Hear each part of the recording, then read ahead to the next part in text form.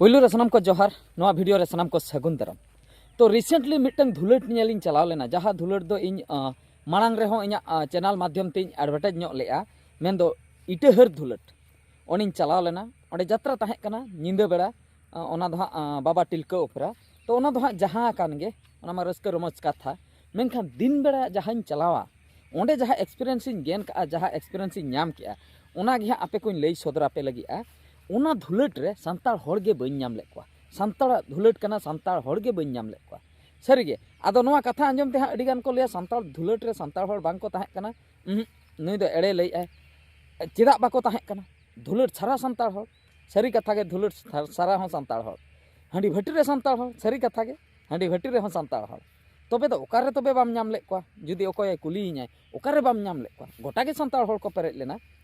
तो संताल होड़ दो ओना जायगा रे बइन नाम लेकवा जहाँ जायगा को नितो इन लई लगिया बेलून दुकान इन चलायना बेलून दुकान रे संताल होड़ बइन नाम लेकवा स्टेशनरी दुकान इन चलायना स्टेशनरी किछि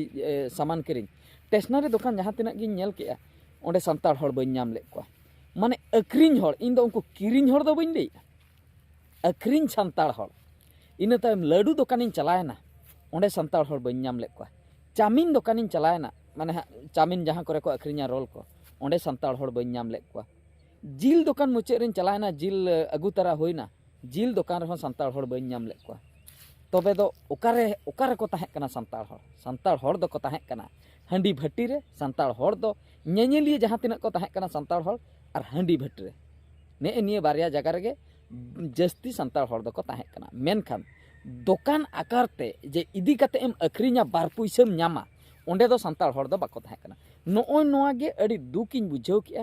और अड़ी हाहड़ा हों बुझाव किया ओना खातिर नोआ वीडियो बनाव सनाय किदिया सोशल मीडिया ते निना कुकली दोहो सनाኝ कना अब संताल होड़ दो चेत उना गेबन बोका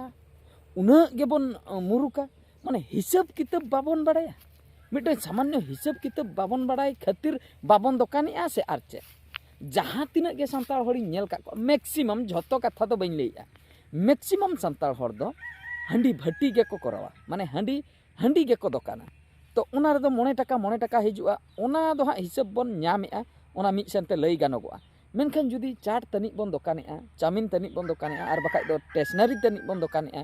कि जहाना मारंग मारंग दुकान जुदी बन नेला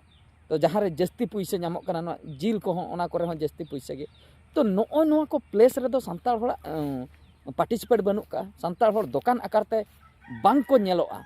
तो ओना गे अड़ी दुकिन बुझाव किया बइन नेल लेकवा आदो अड़ी गान होड़ को लैया नोंका हको लैया संताल होड़ दो चालाक गया को मेनखान नोंका माने लाजाव धारा आको लाजाव और संताल होड़ा दो रस्का बर्ती मेना ओना को लैया लाजाव दो चेन खातिर नो जो दुकान लेखान लाजाव रस्का दो चेन खातिर नो हाट पता बुरु यात्रा जहाँ रे होइना रस्का जोंग बखरा दो को चला मेनखान व्यापार आकार ते दो बाको चला और जुदी जहाँ मिटंगान व्यापारे अणगोआ कनाय तो ओना केस रे नेलोग अतु टोला रे माने धार उधर तेगे पूरा को पेरेज चाबाया मेनखान ओना केस रे छत्तीका दुकान रे दो धार दो बाबन अगुया ओंडे दो नगद पैसा पेमेंट कातेन बोन किरिña मेनखान संतार तनी दुकान कान दो ओंडे दो पूरा धार चेतान धार अदो नोंका हो धार 9000 धबी 10000 धबी हो धार सेनोग गया अदो मुचाद रे दुकान डुबा माने बुड़ा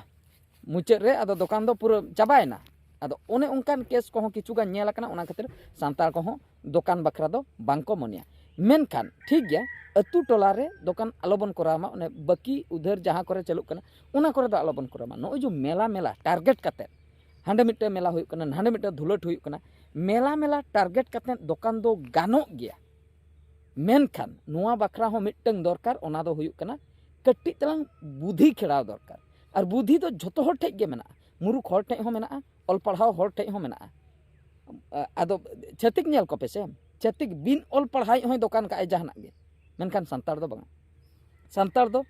ओने लई केत कथा हांडी बाटी और मूल्य बन सेनोआ माने बद रे बन कमिया नालहाया बन चे नालहा तेगे दिन दो चला ताबोना नालहा कातेत गे माने आबोआ जनाम दो नो नालहा बखरा गे नालहाया बन जमा जमा जे आबो दो राजा आकार ते दो बाबन बांचाव दाड़िया राजा आकार मेन दो नोंका पूरा राजा बांग रहो नोय सपोज दुकान बाजार कातेत दुकान होतो बन कराव दाड़े कना होटल होबन कराव दाड़िया दिकु के बन नेल को अरे इने चोंदा बाबन गान दाड़ा चिदा तबे बाबन ओडोक कना मोटिवेशन रेना अभाव मेना आसे चे से आइडिया बनुक का इन में लैया नवा सोशल मीडिया माध्यम ते अकोय को जहाना के बिजनेस सनाय पे इन ठे हजु ते जहाना के कुलिंग पे जहाना के मिटटें हरिन लिया पे ताबोना इन दो पाले हाँ जहाँ तीन इन ऑल पढ़ावना इन हिसाब ते इन ठे हाँ नॉलेज मेना गया मिटटे जहाना हर गिन लई दड़ा पे नुआ बिजनेस में नुआ सक्सेस से बांगा ओका हिसाब ते बिजनेस लेखान सक्सेस ओना ना ट्रिक जतो इन लिया पे ताबोना मिटटे कमी रना सिस्टमेटिक इन लिया पे ताबोना जुदी हो अकोय आपे कोठे बनुक का खान माने आइडिया को बनुक खान अदो ओनागे अड़ी दुख बुझा बेपार लाइन रे अड़ी कम मेना बोना बेपार लाइन रे लई गानोगआ बनुक लेकागे हांडी भट्टी रतेन बन बेपारे इना बादे दो चेन हो बाबन बेपारे मिटा धुलट सेनोक ताबन पे एखेन सांताड़ हर माने नेनेल हर हो सांताड़ हर किरिन हर हो सांताड़ हर रस्कर रमज हर हो सांताड़ हर मैक्सिमम खूब कम को मेसा को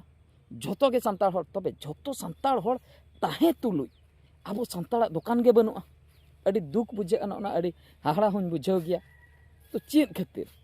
ओंडे जहां दुकान लेखान दो आपे के पैसा दो पे नामा इन दो बई हतावा ओना पैसा दो इन जहां कथा लैया नोडे जे लैया को आम माने इन जेमन पैसा इन कलेक्शन की जहां सपोज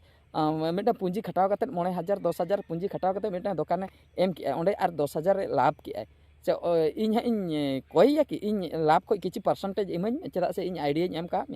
आपिया संसार के भागीते चलुआ माने जहां को नालहा पे चला कना आइडिया मेना का मेनखान साहस बांग कुड़क कना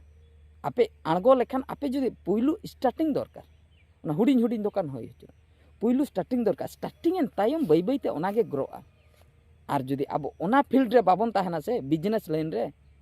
तबे दो अतु टोला रे मा अडी गान होड़ बन ताहन कना ओकोय खुम ए ऑल पढ़ाय नाय चाकरी की उनीते उनिया बैकग्राउंड चेंज ना उनीते टाका पैसा इनकम के आर जो है अतु रे को ताहना आधा मादा ऑल काते जहां को बगी के इनको दो इनके रेगे मेना को उनको व्यापार को साब दाड़िया मेनखान बाको व्यापार ओने ओनागे अड़ी दुखिन बुझावा अड़ी दुख नोआ चितर को नेलते अड़ी दुख बुझे कना ओना चितर को नोय पे नेल दाड़िया कना ओका लका माने जहां दुकान गिन चलायना छतिक गे जहां दुकान गिन चलायना छतिक गे जहां लका जतो दुकान इन लई के मेनखान रस्का रमज सेन दो ओंडे दो हाँ एकेन सांताल गेबन पेरेज का और हांडी भट्टी रे दोबन पेरेज का आदो नेल ताबन पे नोआ जुदी पे कोराव दाड़िया खान अकोय को जुदी आपे ठे जुदी हेना का मोने मेना का साहस मेना का तबे दो आड़गोन ताबन पे आदो उयहर अचुर बांग काते जे सक्सेस ओइन बेन सक्सेस मांग आड़गोन ताबन पे तापरे सक्सेस बांग सक्सेस कथा दो तायम तेबन नेला अवरी बन आड़गोना आड़गो गे आर सक्सेस कथा बन उयहर अचुर लेखान की गनो मांग कमी रे इना फांडा दो ना मांग कमी रे आड़गोन में तापरे नेल हुई ओंडे आड़गोइन पोरे आइडिया दो नामो और आइडिया माने अवरी खन पूरा उना ढेर आइडिया नाम काते जेम आड़गोना ओना बखरा दो अडिगान ऑक्तो लगा ओना खातिर मांग आड़गो काते ओंडे आड़गो तुलुई के आइडिया दो नाम इदिया तो नो नो हुयुक कना इना फांडा तो अड़ी दुख बुझाइना नोआ गे नेल ताबन पे जहां को जुदी नोआ वीडियो पे नेलेआ गानो आसे बांगा व्यापार लाइन करे आड़गो लेखान इनकम सोर्स को माने जस्ती नो इनकम को हिजु आसे बांगा नेल ताबन पे इन मा नोआ दुख इन बुझाव के नोआ को सिस्टम नेलते आदो उनका उयहर अचु लेखान दो बेस कथा गे जहां को आधा मादा बन ऑल पढ़ावा कना कि बुद्धि मेना का तबे दो नासे नासे हुडिंग हुडिंग बिजनेस को स्टार्ट लेखान दो अपनार बखरा गे भागी अपनारा फैमिली को गे केटेजो तो ठीक है सनाम को ना वीडियो दो निंके गे आर मिटो वीडियो रे बन नेपेला मुचे रे सनाम को गॉड जोहार।